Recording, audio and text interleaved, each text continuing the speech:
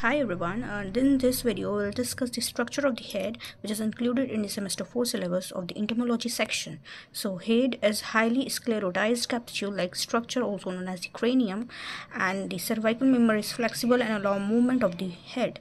The structure of head is it is divided into various regions by a series of sutures or the grooves, and it is inverted Y shape, the epicranial suture or the frontal suture, and the coronal suture. There are different types of sutures present in the head, and the occipital sutures forms a line from the posterior termination of the coronal sutures to just above the mandibles on either side of the cranium. The post-occipital suture lies posterior and in the same plane as the occipital suture. So above each subgenal suture and the anterior to the occipital suture is a cheek or the gena. The postgena lies adjacent to gena, and the lobe-like structure called the clypeus is hinged with the foremost mouth part, the labrum. The cheek of the insect known as the gena.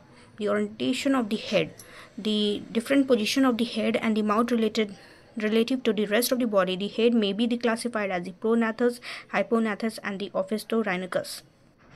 If the head is oriented into forward direction, known as the prognathus. If the head is turns to the 90 degree of the body, known as the hypognathus. And if the mouth part is inverted in position in respective to their body, known as the ophisthorynicus. The examples of these trees are very important for the examination purpose.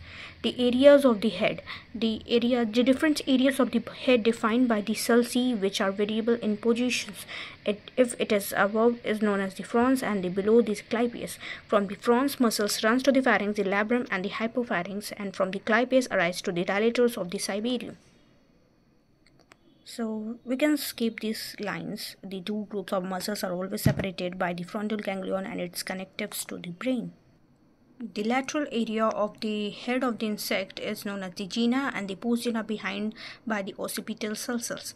The ventral region of the head.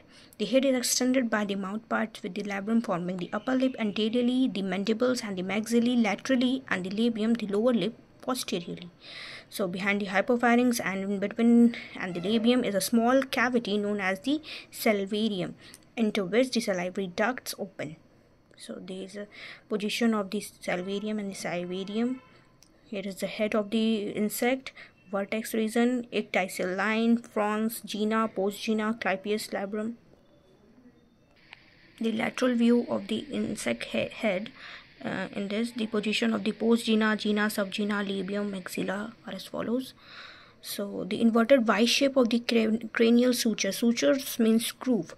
So the upper line is known as the coronal suture, while the two lateral line known as the frontal suture. So these are all about the head structure of head of the insects. Thank you and keep watching.